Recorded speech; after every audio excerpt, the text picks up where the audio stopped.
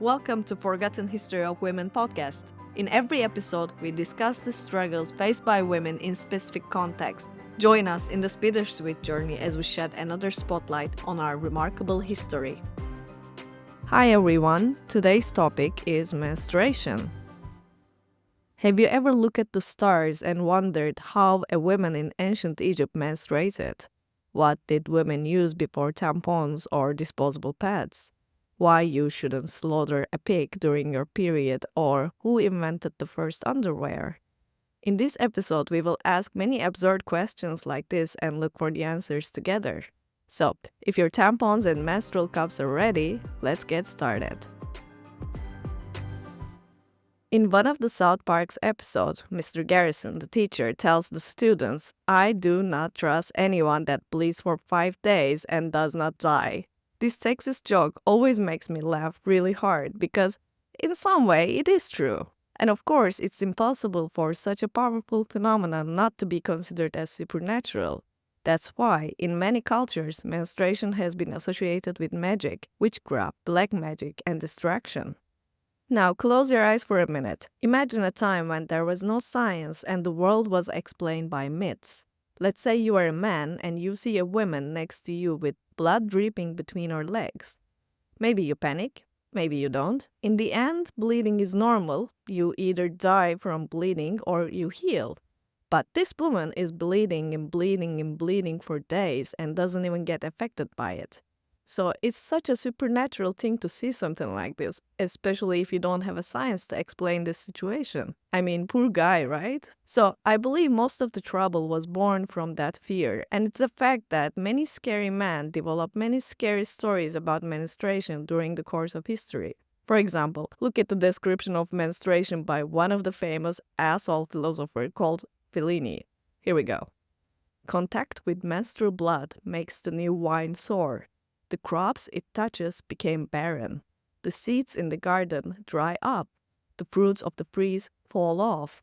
Even the bronze and the iron are immediately covered with rust, and a horrible smell fills the air. Tasting it drives dogs mad and infects their bodies with an incurable poison. Oh my goodness. Obviously, our very lovely philosopher was struggling with a big rejection at the time. In Greek mythology, menstrual blood was considered to be a supernatural red wine of the goddess Hera. It was thought to be quite powerful. In Norse mythology, Thor, you know him from his hammer, the god of lightning, achieves enlightenment by bathing a river filled with menstrual blood of female giants. Oof, I have goosebumps right now. In Cherokee mythology, menstrual blood is a symbol of power. According to one legend, there was an invincible monster called Stoneclad. His only weakness is that he cannot stand to see a menstruating woman. So today you can see these Stoneclads walking on the street, urinating everywhere and eating bagels. But in this legend, our Stoneclad is defeated by 7 menstruating virgins. Okay, I barely scratched the surface of mythology, but of course, there are so many more myths about menstruation. One of the common patterns is the association of menstruation with moon. This is actually very understandable because the moon's orbit is almost identical to the menstrual cycle of women in general. This is not the case for every woman, of course, but there is such a phenomena as most of you probably experienced it. Of course, in the old days, there were no tracking apps or fancy calendars where you can mark your cycle. Leave that, there was even no concept of day, month, or week. So the simplest thing is to look at the moon and see where you are in your menstrual cycle. It's a very practical and a very poetic way of tracking your menstruation. That is probably why in many mythologies the moon is represented by female deities. So as we move from the ancient time to the Middle Ages, the understanding of women in society changed dramatically. During this time, motherhood started to become a full-time career. So if you're fertile, you have a value. If you're not, you don't. It's a simple logic. And to be honest, it's a very risky career because it's full of unknown parameters. With this condescending approach to the female body, the myths that we know as the Curse of Eve started to bloom and spread all around the world. You know where I'm going from there? Okay, ladies and gentlemen, now it is the time for Abrahamic religions. I think one of the biggest commonalities of organized religions is the idea of women being unclean during menstruation. So these religions beat each other up in every issue, standing arm in arm when it comes to this impurity of women. It's fascinating. The origin of this impurity comes from the sin of Eve. As you know, Eve convinced Adam to eat the fucking fruit, and then our lovely couple expelled from the paradise as a result of this civil rebellion act. Then God punished Eve and all womankind with the labor pain and menstruation. So this myth evolved and transformed into an impurity of menstrual blood in time. Is this story very original? Of course not. In Hindu mythology, for example, the god Indra kills a dragon-shaped demon called Vitra. Then he divides his sins into 4 parts and distributes these parts to trees, water, fire, and women. Why women? I have no idea. Okay, let's start with Judaism. It is forbidden for menstruating women to have intercourse or even contact with their husbands. To lift this ban, women must purify themselves in a bath. The system of halakha explains rules regarding how menstruating women should behave or what is forbidden. For example, not just intercourse, but holding hands, sitting on the same couch, and even eating from the same plate is prohibited. The law on which these rules are based is from the 3rd book of Torah. In general, a menstruating woman is seen as a danger to man and the society, and she needs to be kept as isolated as possible. This is a very, very common pattern. Not only do we see that in Judaism, but I will come to that in a short amount of time. If we look at the Christianity, we can see that the taboo of virginity is rapidly replacing the taboo of menstruation. So there are no strange rules for menstruation in Christianity, but still you cannot enter some Orthodox churches while you're menstruating.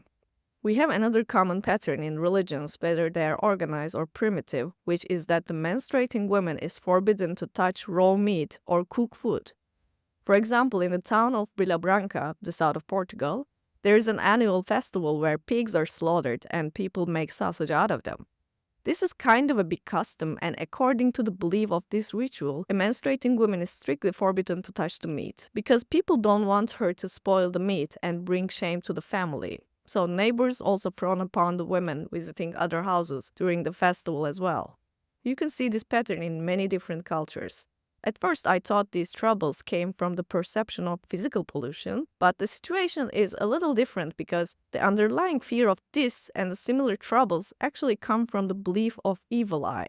Not all cultures define it as an evil eye, but you can consider this as a negative energy. The fear does not come from germs or microbes. The fear is the envious glare of a woman who failed to get pregnant at that month. Okay, let's jump to Islam. Quran explicitly mentions menstruation and advises men to be abstain from sexual intercourse during that time. There are no other regulations in Quran. Fortunately, we have Islamic laws to close this gap. For example, it is forbidden to fast in Ramadan while you are bleeding, but it is also socially unacceptable to not to fast if you are a woman and believe. So most women do not eat anything during the day, but this doesn't count in the eye of the God. After purification, you need to complete that lost time. So, as you may understand, women fast 1 more week more than men every year, but after life score is the same. Yeah. You also have to take a special bath called ghusl after your menstruation, like in Judaism. And I have a terrifying story about that. When I got my first period, my grandmother told me that I must take the ghusl bath immediately after my menstruation was over. If not, Allah adds 40 years to my sentence in hell for every step that I took in that condition. Of course, I got panic, and I thought that how the hell am I supposed to know the exact fucking moment when my period ends? Let's say if I know, what am I at school or somewhere else? There were like about 7,000 steps from my school to the bathroom in my house. Yes, of course I counted, and that made 280,000 years to my sentence. Soon after, I realized that this is not a sustainable anxiety, so I let it go. I didn't have much of a faith left anyway, so I abandoned everything completely. Thanks, Grandma. Okay, if you've grown tired of the Abrahamic religions and you fancy about crystals, the next part is for you. Buddhism has more sane approach to the menstruation comparing to other organized religions. It accepts menstruation as a natural phenomena instead of something dirty. But of course, as soon as the culture intervenes, everything gets fucked up. Many Buddhist cultures move away from their original texts and created cute little menstrual taboos for themselves. There's also a perception in this culture that menstruating woman is impure, and with that perception, of course, the idea of isolation comes automatically. In some Buddhist cultures, there is even belief that the women's life energy, called qi, is reduced during the menstruation, and menstruating women attract ghosts because ghost feeds on blood. Okay, finally, let's look at the Hinduism for the sake of mantra lovers. Again, we can see an immediate perception of impurity in here. It's like a copy paste, I swear. Since this belief is very strong in Hinduism, it is possible to see these customs even today. You can see that women were isolated from the society, even from their homes, during these periods, and some of them were forced to spend their menstruation in primitive huts without even windows.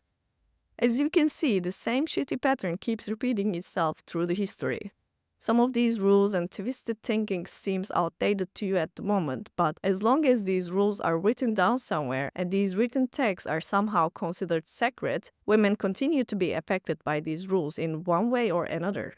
So I will give you an example. In Nepal, because of a tradition called chipari, many women are still forced to spend their periods in a menstrual huts without even windows. Thousands of women die every year in these huts, sometimes from lack of air, sometimes from snake bites. The practice was banned by the government of Nepal in 2005, but unfortunately the tradition still continues. Gloria Steinem once said that if men had menstruation instead of women, menstruation would be the most enviable, powerful, and masculine thing in the world. That is so true. Pin the word. Enough with these religious talks, I think, and I'm sure many of you have at some point wondered how women used to live their lives without sanitary pads, tampon, or menstrual cups. It is thought that the women in ancient Egypt, for example, used soft papyrus and fiber plants. According to some of the resources, Viking women used mosses and sponges. In the late 19th century, something called sanitary belt was invented. So you can think that as a kind of underwear, but unfortunately, as the name suggests, it is not a pair of comfortable underwear, it's a belt, so you can put a rag in the middle of it. This invention, which looks horribly uncomfortable from here, still gave women a lot of comfort and freedom in those days. I think the belt was one of the main reasons why those huge skirts were abandoned. So along with the belt, the ancestor of tampons started to be sold around the same time. It was basically a sponge with some sort of string attached to it, and it got very popular at the time because cleaning a sponge is much more easier than cleaning a rag, right? I have added pictures and even advertisement of these products to my blog. If you want to see their pictures, you can check them out from there. So, with the modern medicine, man had taken over the mission of healing, and I will deal with this topic separately because I believe it is very important. But if we go back to 18,000, some studies were published by few idiot doctors working on women's health. These papers did so much harm to the women and feminism, we can still see their shadows around us today. One of these misdiagnoses was women are extremely fragile during their menstruation and should not undertake any work that requires mental and physical strength. Of course, for some reason, this diagnosis only applied to aristocratic women. There was no such sensitivity for working class women. Surprise? I know that some of my new age spiritual friends who are listening to me may say this diagnosis is partially true. Women need to rest and be with themselves during their menstruation. But these assertions at the time were one of the main reasons women could not attend business and education for many years. It happened once, and nobody can guarantee me that it will not happen again. And that's why it is so crucial to think hard about these issues before jumping to conclusion. I also don't know what kind of an ignorance to call a creature fragile that can squeeze a 3-kilogram mass out of her vagina. Another theory is women are cold-blooded so they cannot digest food properly and half-rotten food is thrown out from the body through the menstruation. There are so many more of these kind of theories, but neither my time nor my patience allow me to continue. So, with your permission, I will jump to the First World War. During the Great War, a group of nurses discovered that the war bandages were perfect for absorbing menstrual blood. In the years after the war, these bandages were boxed up and put on sale. These were the first disposable pads, and guess what's the brand's name? It was Kotex. Of course, after the war, factories craved women power and needed them in the factories. So they started to invest in disposable products, and women were encouraged to use them in this period because, cheap labor.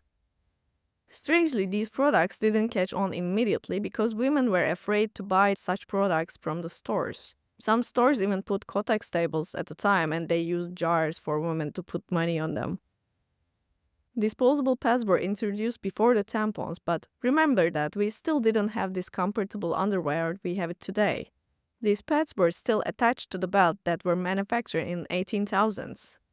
The tampon was actually an invention that brought a lot of convenience and comfort comparing to the pads. Of course, it initially met with a lot of reaction, which was not very well accepted. In 1956, an Afro-American woman named Mary Kenner invented much more practical belt. I'm talking about 1956. They were still using this fucking belt that they were invented in 18,000s. Although she invented much more useful and convenient belt, as you may have guessed, both sexist and racist reasons, women cannot be able to access Mary's belt at the time. Again, in 1956, a woman named Leona invented a menstrual cup, which had previously been made of hard plastic and metal. Ouch! She produced a prototype from a softer material that looks more like a menstrual cup we use today. Even long after women started using underwear, they continued to use these ridiculous belts, and the first sanitary pad that can be used independently of this fucking belt was invented 1972, 51 years ago. Pad with wings came into our life in late 1980s. Okay, the following information is coming for the toxic shock syndrome lovers. Between 1979 and 1999, toxic shock syndrome was detected over 5,000 cases. Substances used in tampons at the time was discovered to be extremely harmful. But what a finding, right? Like, there were no regulation and there were so many women got affected. Like, 5,000 is so much, but it took them to realize this problem 20 years, which is crazy. This kind of stuff makes me so angry. And there's still question marks about the substances used in tampons even today. Okay, now I'm gonna tell you something that you probably never heard of before. I'm very confident about that. What if I told you there was a device to reduce the duration of menstruation from 7 days to just 30 minutes? Two feminists, Lorena Rotter and Carol Downer, invented a device called Menstrual Extractor. This device sucks all of your vaginal waste out of your uterus and stops your bleeding in 30 minutes. I can imagine some of you getting excited listening to this, but don't get too excited because this device also allows you to perform a self-abortion at home. Well, of course, white old men do not like that kind of ideas, so devices are not that widespread. Let alone widespread, there hasn't even been a study to see the harms or benefits. So unfortunately, ladies, we will keep bleeding for days. The word period used openly in the media for the first time in 1985, and the first tampon commercial was aired in the same year. The guest star of the commercial was Courtney Cox from Friends. Okay, slowly we're coming to the present days.